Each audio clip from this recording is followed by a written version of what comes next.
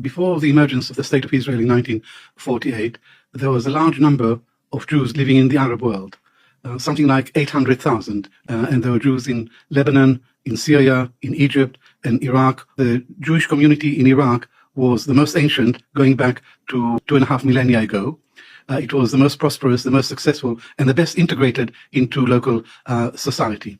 But before 48, there were Jews throughout the Arab world, and Muslim-Jewish coexistence was not a distant dream.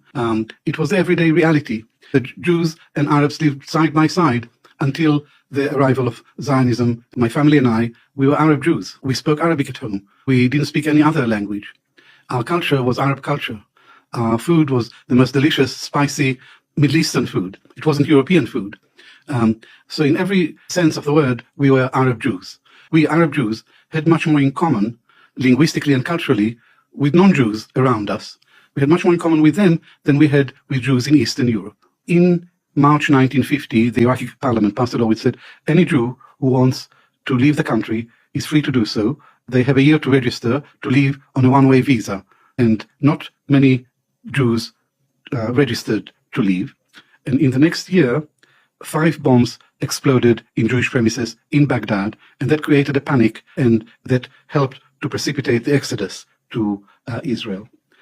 Yosef Basri, 28-year-old lawyer and an ardent Zionist, and he was responsible for 3 out of the 5 bombs. The controller of Basri was an Israeli intelligence officer called Max Binet. He gave him the orders, he gave him the TNT. In 1950, there were 135,000 Jews in Iraq. By the end of 1952, there were only about 10,000 Jews left in Iraq, and 125,000 Jews ended up in Israel. We left Iraq as Jews, and we arrived in Israel as Iraqis.